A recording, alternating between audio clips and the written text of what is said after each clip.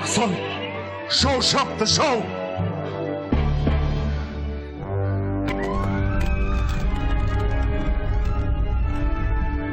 Сардар, бәрі енді кеш.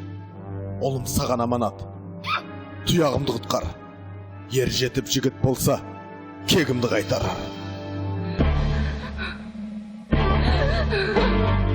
О, тәңірім, ұлымды бірәсіңе тапсырдым. Қош бол, құлыным.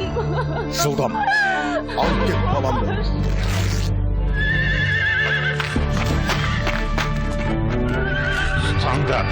Тұтаңдар ана иттің күшігін. Қош бол, сұңқарым.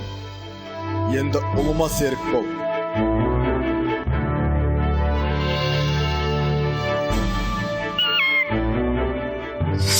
Бақандар, Андора!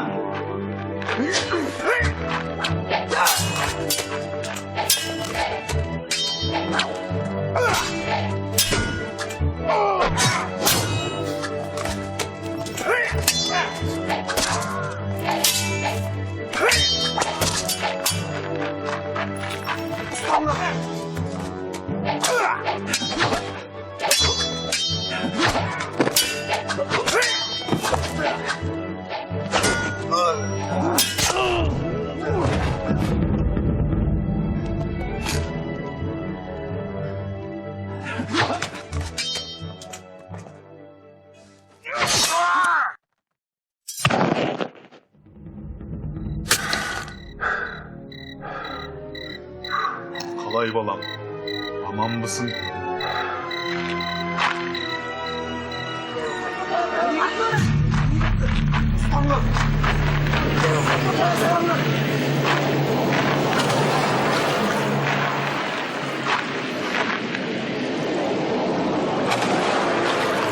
Бұл хан өзеннен ешкімде тірі шыққан емес. Кет.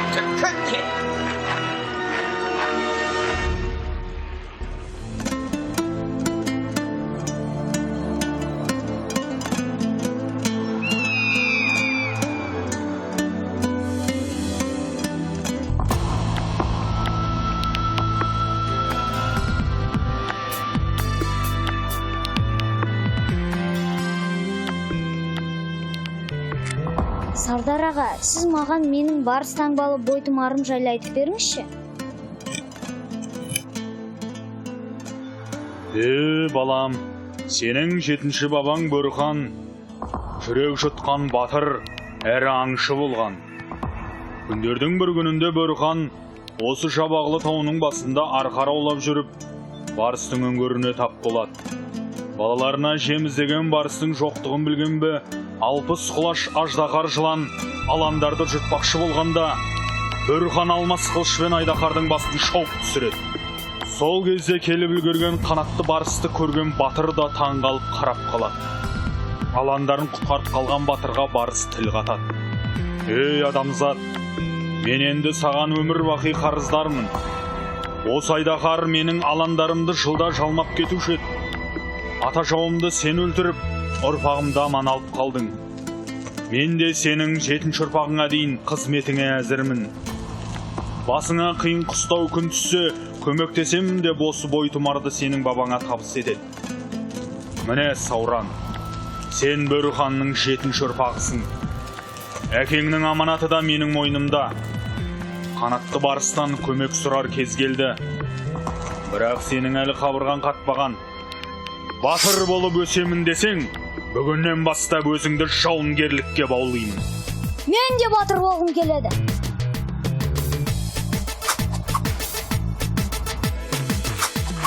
Жауынгерлік әдіс айлап үйретсем, қылыш сабағы найза менен түйретсем, өскеннен соң азат етіп елімді, дұшпанымның қабырғасын күйретсем.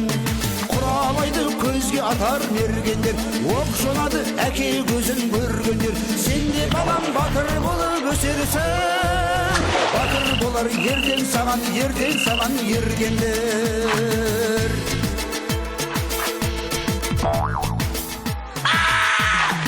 Әрқашанда сабыр сабырлы бол саспағын, басқа түскен қиындықтан қашпағын.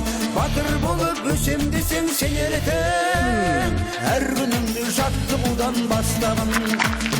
Денең шымыр болсын десең ерінде, жүгір секір жалқаулыққа берілме. Жеңіске ұмтыл намыс деген ол күш, жау алдында әлсіз болып көрінбе.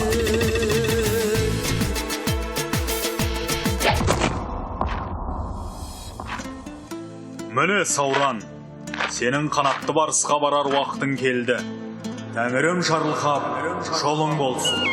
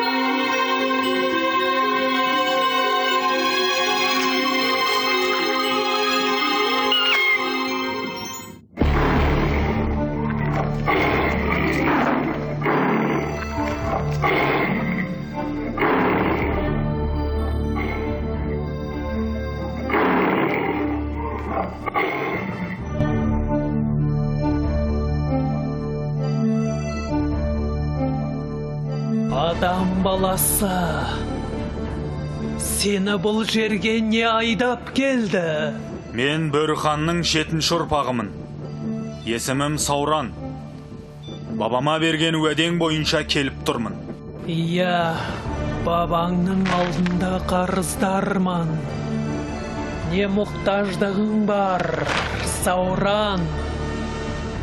Көмектессең, жау қолында кеткен елім мен жерімді азат етпекпін. Батырдың 5 қаруы бойында болу керек емес пе? Мынау менің сыйым болсын. Міне, енді нағыз жауға шабар батыр болдың. Осы сәттен бастап, Сауран мен қанатты барыстың ел азаттығы жолындағы ұлы жорығы басталды.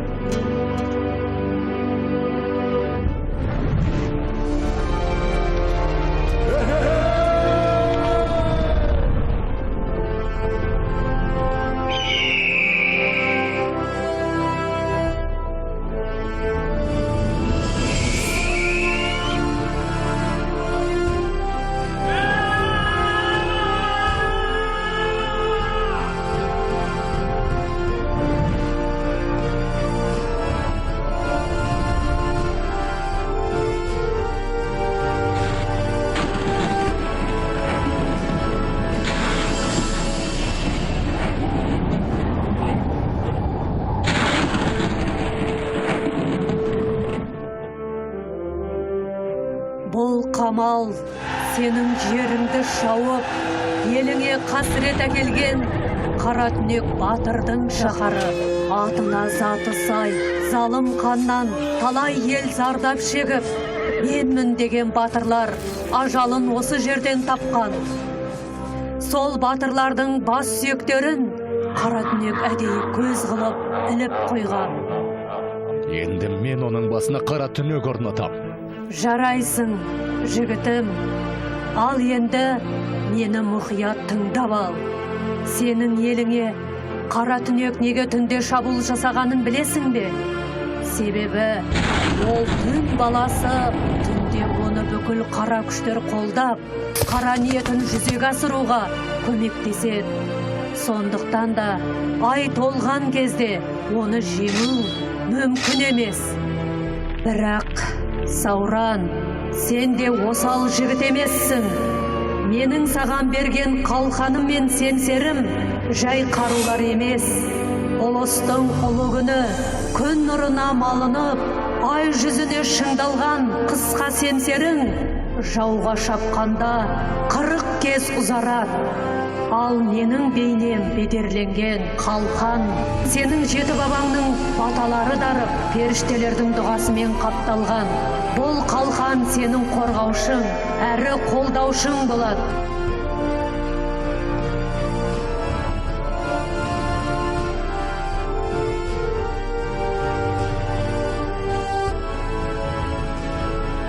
Ал анау мұнараның биігіндегі не жарық?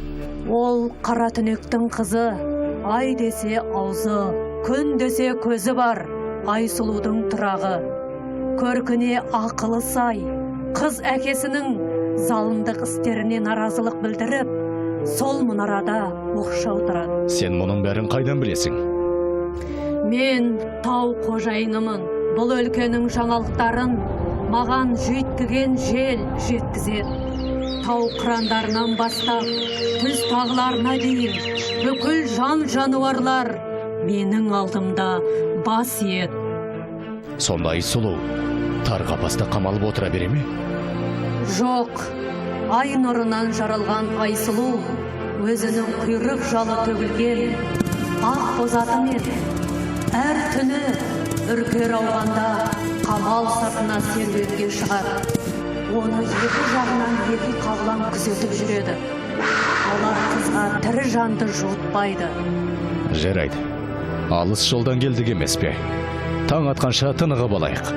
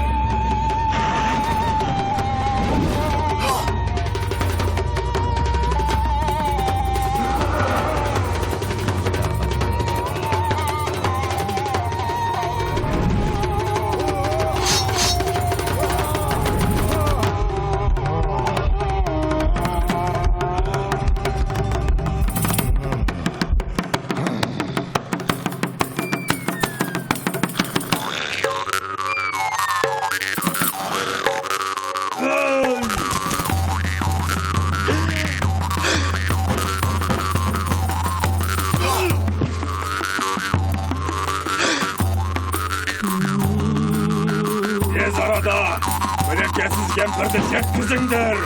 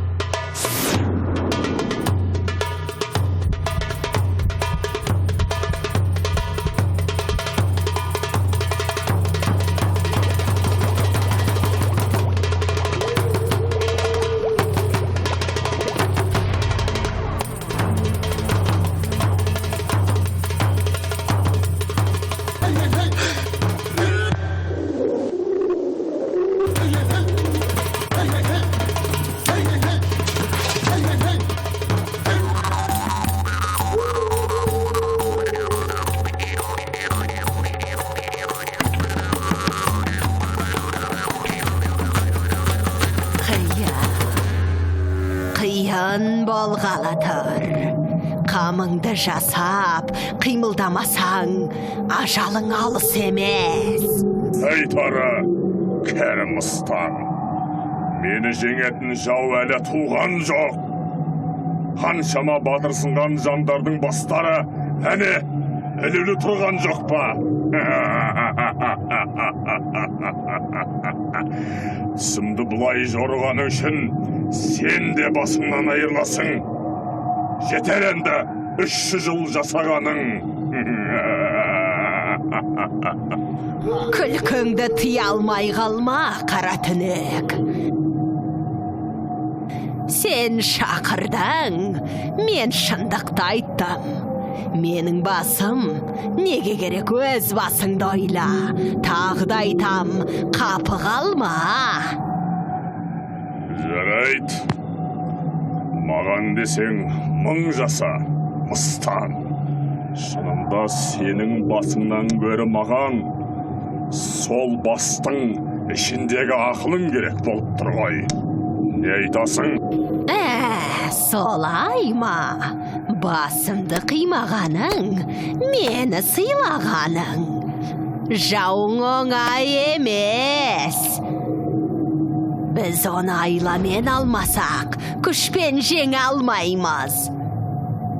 Алдымен қанатты барыс пен жас батырдың арасын ажырату керек. Екеуі бірге болғанда, олардың күші әрқашанда басым болып тұрады. Осы жерде бізге сенің қызың Айсұлудың көмегі керек болады. Айсұлу? Қызымды бұл іске араластырма. Онсыз да ол маған өкпелі. Бар мәселе, ол көмекті қалай сұрай білуде. Мұнарадағы қапаста отырған ерке қызға қанатты барысты сыйға тартар болсақ, ол көмектесуден қашпас. Мен білемін. Жарайсың, кемпір. Осы ақылың үшін саған ат басындай алтын беремін. Иә, ат басындай алтын жақсы.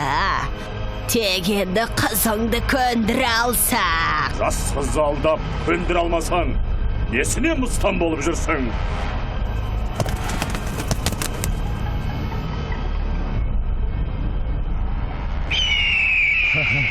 Сен менің сенімді серігім едің ғой.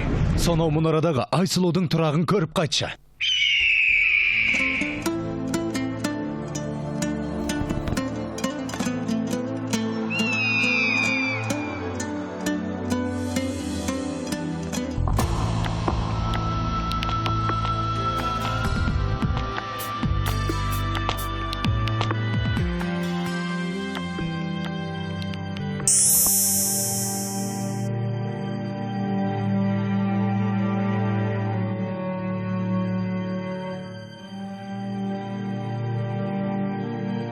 Тегі асыл құс екенің көрініп тұр. Егеңнен адасып келдің бе мұнда? Егең сені маған жұмсағанына қарағанда жас жігіт пе? Көріксіз болар.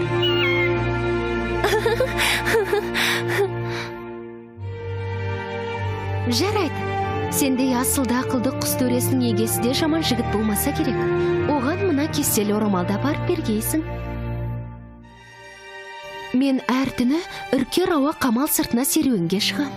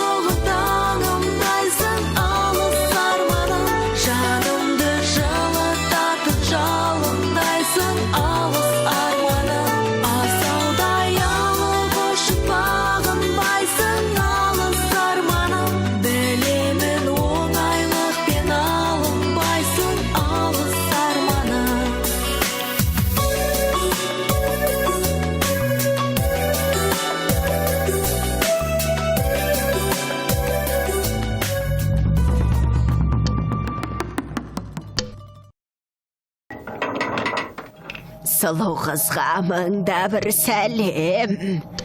Ішің пысып, серкен жоқсың ба? Сізді маған әкем жіберсе, ол кісіге айта барыңыз.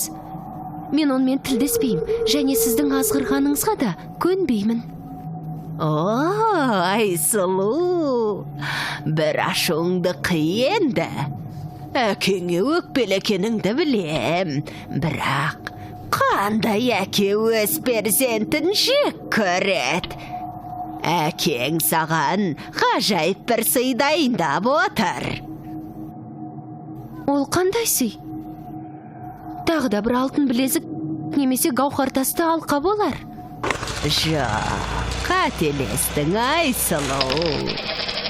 Әкең сенің асыл тастарға қызықпайтынды жақсы білет. Оның саған сыйлайын деп отырғаны барыс болғанда да. Күзетші екі қабылан аздаяқ.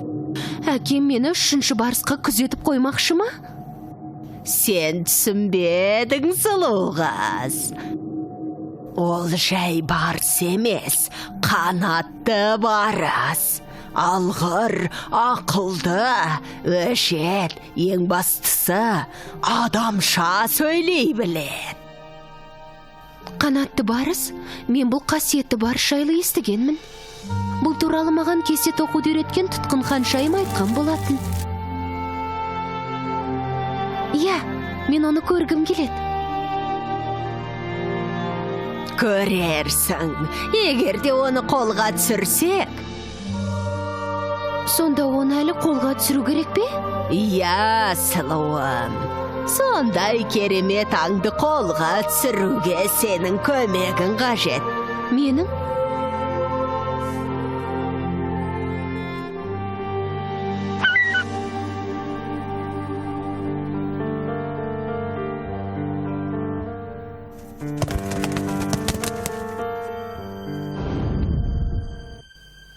Бұл кездей соқтық па?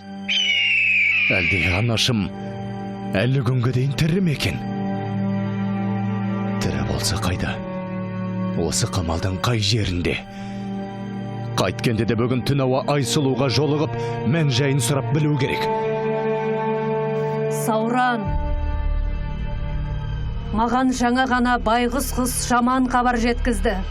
Айсұлуды әкесі жан адам бар алмайтын биік құз басындағы бәйтерекке байлап қойыпты. Қас қарайғанға дейін қатал әке жүрегі жібімесе, Айсұлуды сол маңдағы торулдаған ит құсқа жем болары анық дейді. Жоқ, мен оны қалай да құтқаруым керек. Сабыр ет, Сауран, бұл жолы менің кезегім. Ол жерге адам баласы бара алмайды. Айналасы өткелсіз шыңырау құз. Мен сенімен бірге барам. Жоқ, Сауран, маған сенсең, күн батқанша Айсұлуды босатып, осында алып келемін. Екеуіңді бірдей көтеріп, шыңырау құздан ұшып өту мен үшін ауырлау екенін түсін. Жарайды онда. Жортқанда жолың болсын.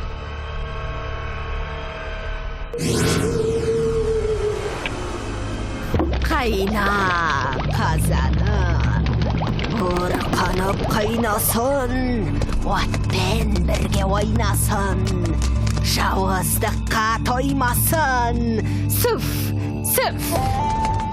Шындарыңды шақырып, сілелерін қатырып, шыргөбелек айналсын, қазанымда қайнасын.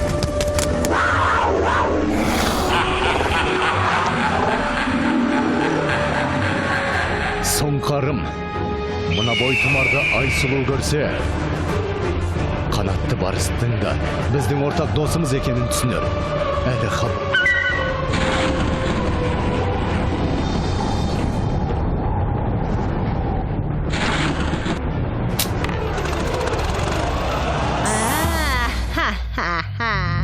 Ат басындай дегенің қайда?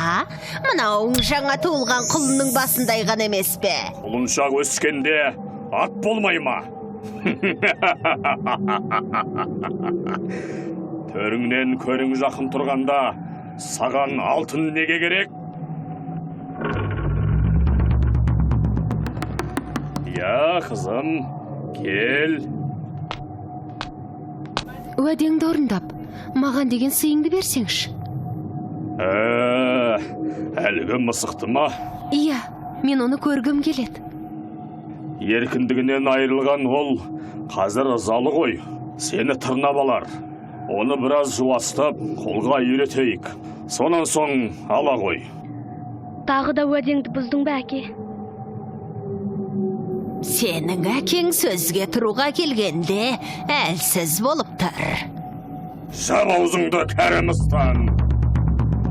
Мен қызымнан ештеңе аямаймын. Бар да көре ғой мысығыңды.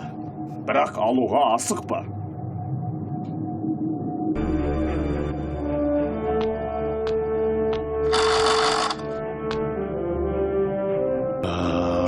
Сен енді боссың мыстан. Көлеңкең сияқта. Өзің де көзіме көрінбей-ақ қой.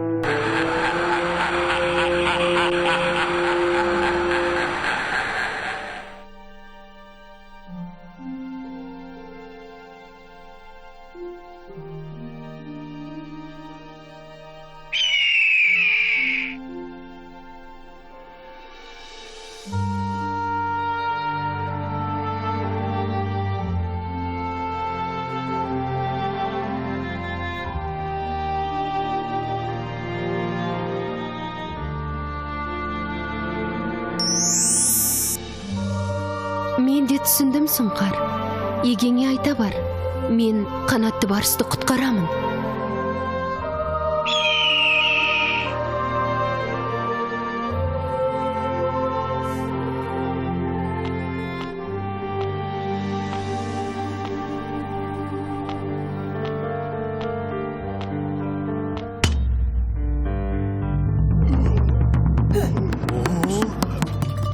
Жылдам, ашыңдар тыңданды. Кешірім өтінем, қасиетті барыс. Енді сенің жолың ашық. Сені азғырғандардың кім екенін білдім. Сондықтан да мен сені кештім. Бірақ енді сен менімен бірге кетуің керек. Мені босатқаныңды әкең естісе, сені кешірмейді.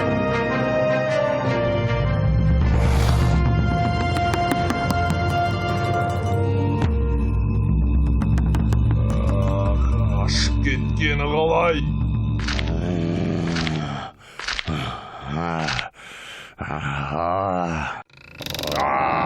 Сендер ай қарап жүрсіңдер ме? Ей! Сендер барып батырсынған баланы жекпе-жекке шақырып келіңдер. Әйтпесе!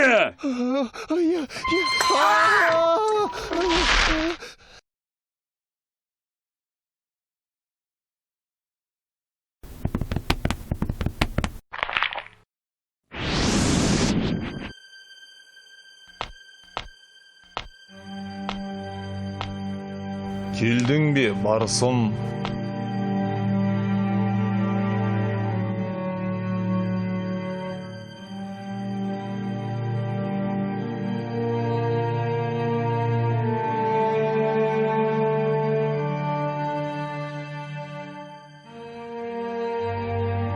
Байсұлу.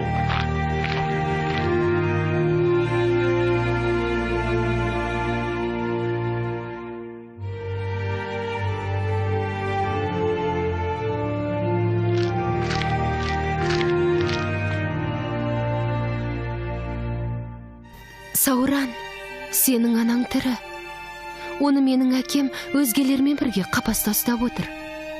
Мен кесте тоқуды сол кісіден үйренген. Қара түнек сені жекпе-жекке шақырады, жекпе-жекке! Қара түнекке айта барыңдар. Мен дайынмын.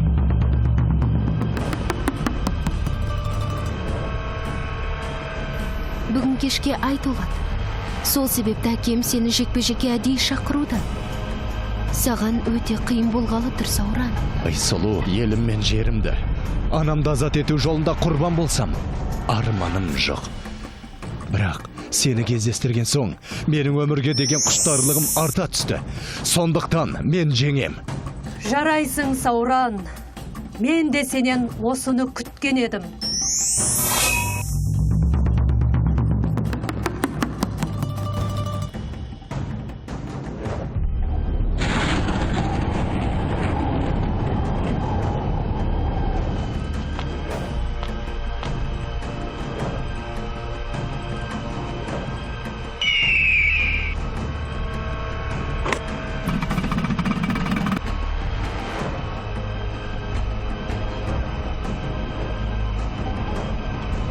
Қара түнек! Мен келіп тұрмын. Шық жекпе-жекке!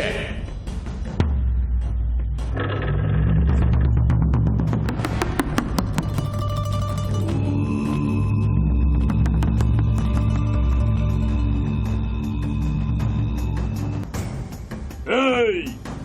Ажалына асығып келген батыр сен болсаң, есіміңді айт. Кімді өлтіргенімді біле жүрейін. Мен Сауранмын.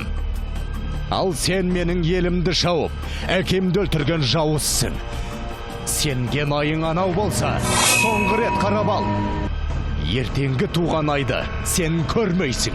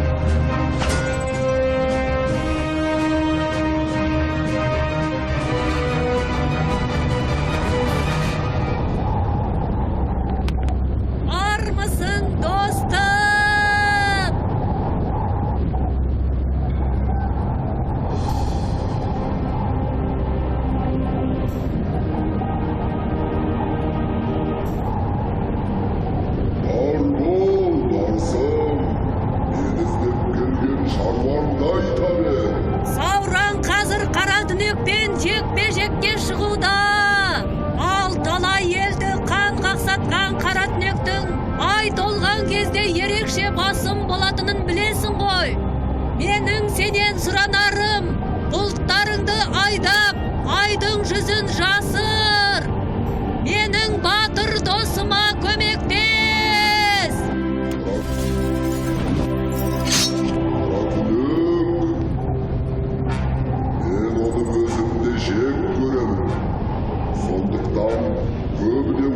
Қамалының үстіне қара бұлттардай да найзағай отын ойнатып қоямын. Бірақ кешір достым, мен бүгін саған көмектесе алмаймын. Себебі бүгін аспан ашық, түн бұлтсыз болу керек. Қолымнан келсе де жаратылыстанын бұза алмаймын. Бір амалын тапсаң енді жер. Бір сәтке болса да бұлытпен ай жүзін жапсаң, Сауран қара түнекті жеңе алар еді ғой. Жаратылыс заңы дейсің, дәл қазір ақ пен қара күресі жүріп жатыр емес пе? Ал сен өзің қай жағына жақтасар едің, жел? Бір сәтке дейсің бе? Жарайды. Ал енді былай тұр. Мен бұлттарды солай қарай үрлеп айдаймын.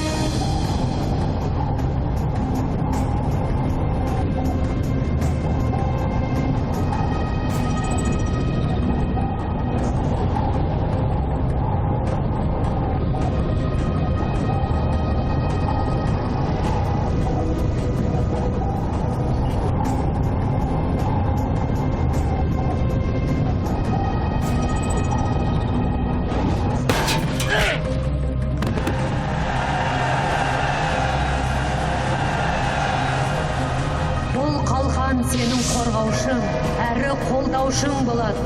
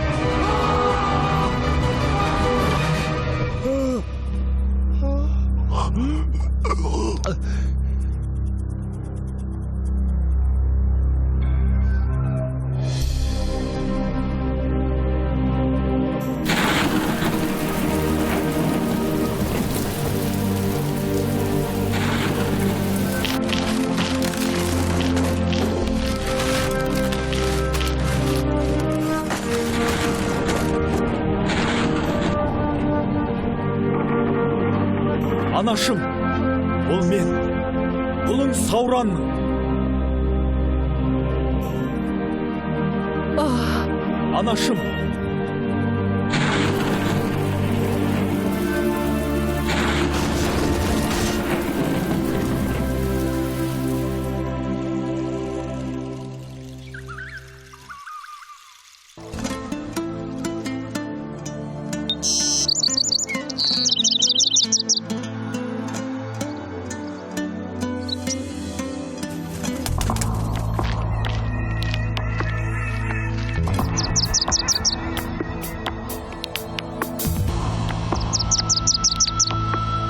Міне, осы жерге біз қала тұрғызып, жаңа өмір бастаймыз. Ол Сауран қаласы деп аталатын болады.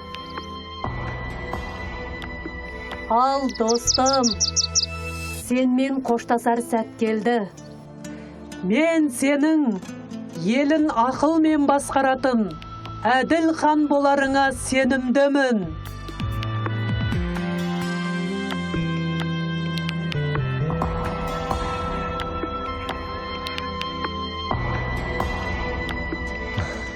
Біз сенің жақсылығыңды ұмытпаймыз. Басыңа қиын қыстау күн туа қалса, мен көмекке дайынмын.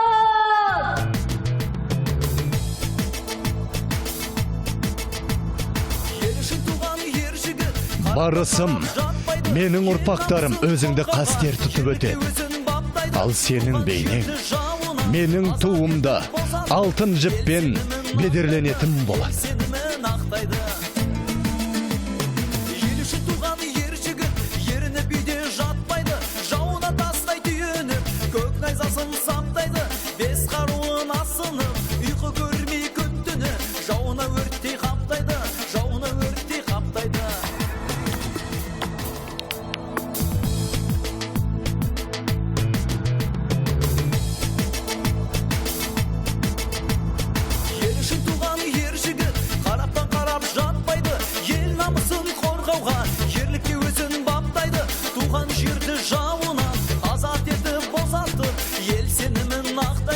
Ел сенімін ақтайды